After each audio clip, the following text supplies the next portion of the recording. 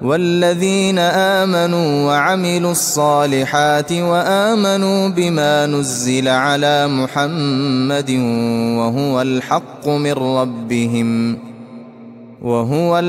من ربهم كفر عنهم سيئاتهم وأصلح بالهم ৭৩ দলের মধ্যে পরিত্রাণ প্রাপ্ত দল কোনটি? ৭৩ দলের ওপর হাদিস সমূহ। একটি হাদিসে এভাবে বর্ণিত হয়েছে, আবু হুরায়রা রাদিয়াল্লাহু তাআলা আনহু বর্ণনা করেছেন যে রাসূলুল্লাহ সাল্লাল্লাহু আলাইহি ওয়াসাল্লাম বলেছেন, ইহুদিরা বিভক্ত হয়েছিল ৭১ কিংবা ৭২ দলে, যেভাবে খ্রিস্টানরা বিভক্ত হয়েছিল। আমার উম্মত বিভক্ত হবে ৭৩ দলে। আল মুস্তাদরাক। হাদিসের কিতাব আবু দাউদেও আমাদের নবীজি সাল্লাল্লাহু আলাইহি সাল্লামের অনুরূপ হাদিস বর্ণিত রয়েছে। সেই হাদিসে আমাদের নবীজি সাল্লাল্লাহু আলাইহি ওয়াসাল্লাম বলেছেন, আমার উম্মত বিভক্ত হবে ৭৩টি দলে। সুনানে আবু দাউদ হাদিস নম্বর ৪৫৭৯। হাদিসের কিতাব তিরমিজিতে আরেকটি হাদিস রয়েছে, হাদিস নম্বর ১৭১, যা আব্দুল্লাহ ইবনে আমর রাদিয়াল্লাহু তাআলা আনহু দ্বারা বর্ণিত হয়েছে। আল্লাহর নবী, তার উপর শান্তি বর্ষিত হোক, বলেছেন, বনি ইসরায়েলের লোকজন যেরকম খারাপ কাজে লিপ্ত হয়েছিল, আমার উম্মত অনুরূপ খারাপ কাজে লিপ্ত হবে। ব্যাপারটা এত দূর পর্যন্ত গড়াবে যে তাদের মধ্যে যদি এমন কেউ থাকে যে তার মায়ের সাথে খোলাখুলি কুকর্মে লিপ্ত হয়ে থাকে, তবে আমার উম্মতের মধ্যেও তেমন ব্যক্তি থাকবে যে অনুরূপ কুকর্মে লিপ্ত হবে।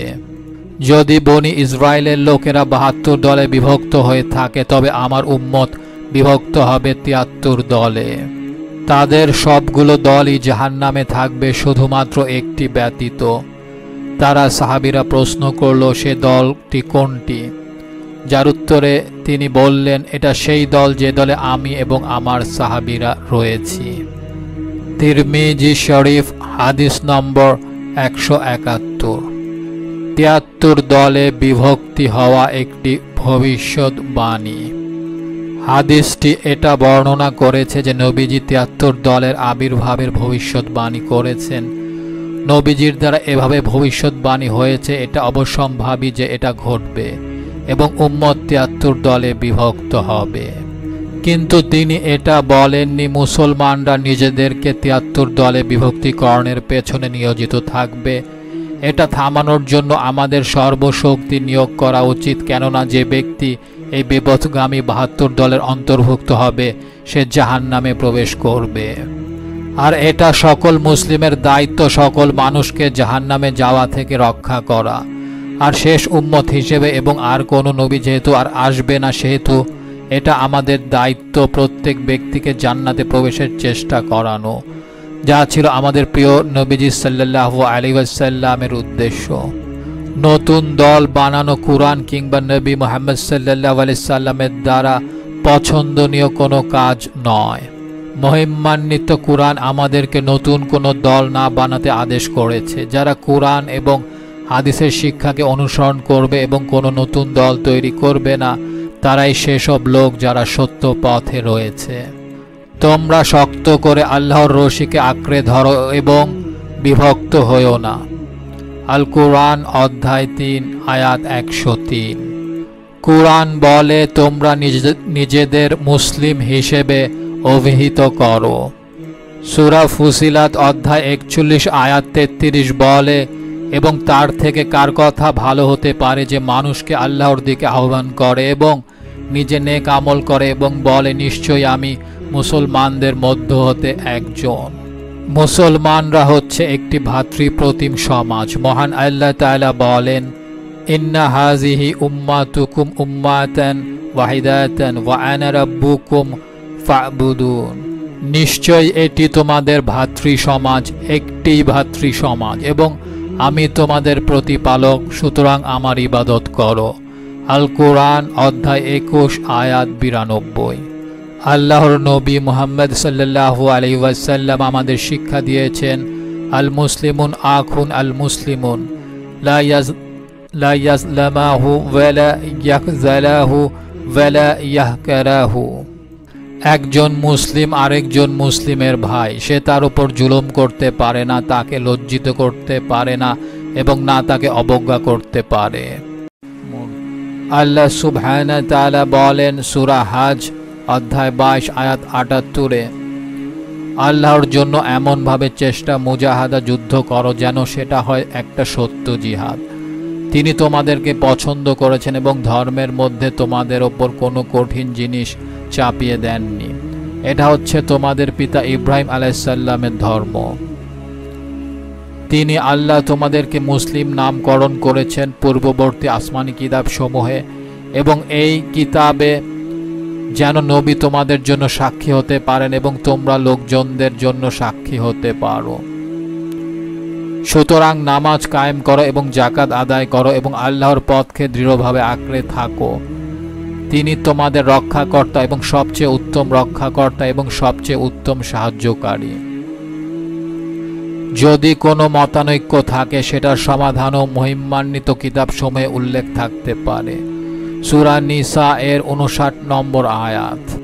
হে তোমরা যারা ঈমান এনেছ, আল্লাহ তার রাসূলকে মান্য করো এবং তাদের যারা তোমাদের মধ্যে কর্তৃপক্ষ হিসেবে নিয়োজিত রয়েছে, এবং তোমরা যদি কোনো কিছু নিয়ে মতবিরোধ করো তাহলে তা আল্লাহ ও রাসূলের উদ্ধৃতির সাথে মিলিয়ে নাও।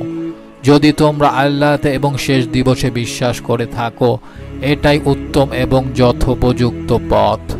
শতাব্দী কিংবা সহস্রাব্দের প্রশ্ন নয়, বরং আজকের দিনের সবচেয়ে বড় প্রশ্ন।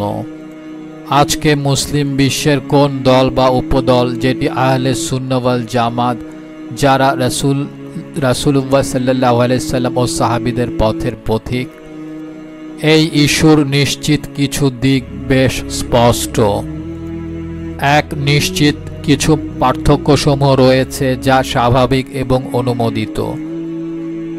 ইমাম শাফি রহমতুল্লাহ আলাইহি তার কিতাব রিসালাতে বলেন, মত পার্থক্য দুই ধরনের, যাদের মধ্যে একটি হারাম এবং অন্যটি হারাম নয়।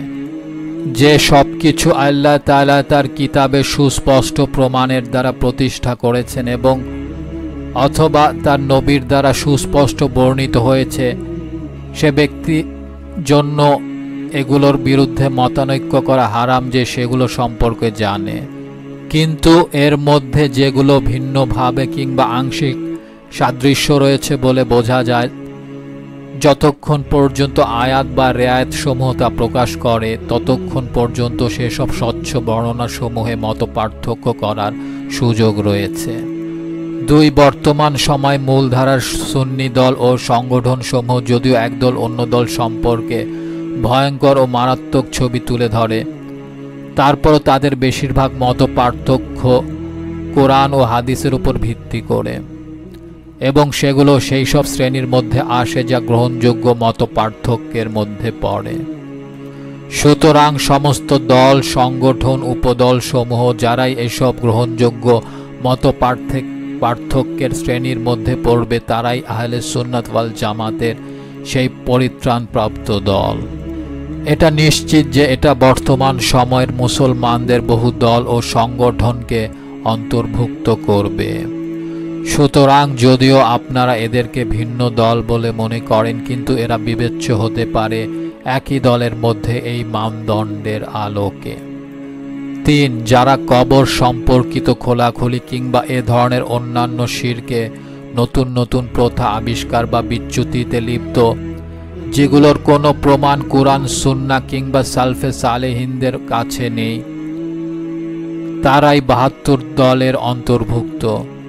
যারা রয়েছে মহাবিপদে, তাদের উচিত অনুতপ্ত হওয়া এবং আল্লাহর কাছে ক্ষমা প্রার্থনা করা। কোনো দলীয় ব্র্যান্ড, দলীয় নাম কিংবা দাবি তাদেরকে এই বিপদ থেকে রক্ষা করতে পারবে না। 4, রাসূল সাল্লাল্লাহু আলাইহি সাল্লামের সুন্নাহ শাখাসমূহ বা ফুরুতে স্বতন্ত্র পরিস্থিতি যা নীতির আওতায় পড়ে মতবিরোধের অনুমতি দিয়েছেন। সাহাবায়ে কেরামের মধ্যে যে মতবিরোধ ছিল তা ছিল ফুরুতে, দিনের প্রধান নিয়ম নীতি বা দিনের ভিত্তির মধ্যে ছিল না। ফুরুতে এ ধরনের মতবিরোধের বিষয়ে কোনো নিন্দা করা হয়নি।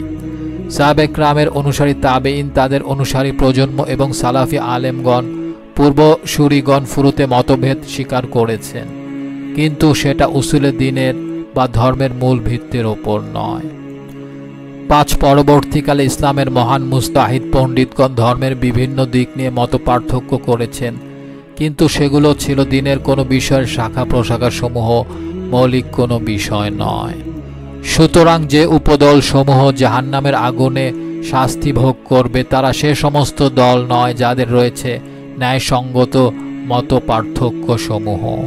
4 ইমাম যাদের মতভেদ রয়েছে শাখা প্রশাখা সমূহে, যারা একটি নির্দিষ্ট মাযহাব অনুসরণ করেন, যেমন শাফি, হানাফি, হাম্বলি, মালিকি, তারা কোনো ভিন্ন উপদল নয়, বরং তারা এক এবং আহলে সুন্নাত ওয়াল জামাত। এবং যেহেতু মহান 4 ইমাম সহ সমস্ত ফকি মুস্তাহিদ ইমামগণ সালফে সালেহিন, সুতরাং তারা একই দলের অন্তর্ভুক্ত, যদিও দ্বীনের শাখা প্রশাখা সমূহে তাদের মত পার্থক্য রয়েছে। তারা আহলে সুন্নাত ওয়াল জামাত, যারা পরিত্রাণপ্রাপ্ত দল। নিচে এ বিষয়ে কুরআনের ব্যাখ্যা দেওয়া হলো। যদি দুজন ইসলামিক পণ্ডিত কোনো দল, কোনো মাযহাব, কোনো বিষয় একাতবদ্ধ এবং কোরআনের মধ্যে থাকে এবং একই সাথে মহানবী সাল্লাল্লাহু আলাইহি সাল্লাম এবং সালফে সালেহিনদের কাছ থেকে আসা ব্যাখ্যা ও বিস্তারিত তৎসংলগ্ন বিষয়সমূহকে গ্রহণ করতে থাকে এবং তারপর ঈশ্বর প্রদত্ত সহজাত ক্ষমতা এবং বুদ্ধিবৃত্তিক গুণের ভিত্তিতে ধর্মের অনুষঙ্গ সম্পর্কে মতভেদ প্রকাশ করে, সেক্ষেত্রে এই পার্থক্য স্বাভাবিক হবে এবং ইসলাম এটাকে নিষেধ করে না। বরকতময় সাহাবা ও তাদের উত্তরসূরিদের মধ্যে এবং নেতৃস্থানীয় আইনি কর্তৃপক্ষের মধ্যে পার্থক্য ছিল এই প্রকৃতির। এটি এই পার্থক্য ছাড়া আর কিছুই ছিল না, যাকে সম্প্রদায়ের জন্য রহমত বলা হতো। 4 মহান ইমামের মধ্যে পার্থক্য এই শ্রেণীর। যাই হোক, যদি এই অতি সহায়ক বিতর্কগুলিকে ধর্মের মূল স্রোতের মর্যাদা দিয়ে বিনিয়োগ করা হয় এবং তাদের থেকে উদ্ভূত মতপার্থক্যগুলি বিতর্ক, সংঘর্ষ, অপমান এবং গীবতের কারণ হয়ে দাঁড়ায়, তবে এটিও দোষী বলে বিবেচিত হবে। আল্লাহ আমাদেরকে রাসূলুল্লাহ সাল্লাল্লাহু আলাইহি ওয়াসাল্লাম ও সাহাবে কিরামের পথে চলার এবং জাহান্নামের আগুন থেকে বাঁচার তৌফিক দান করুন, আর আল্লাহই ভালো জানেন। নতুন এপিসোড আপডেট পেতে সাবস্ক্রাইব বাটনে ক্লিক করুন।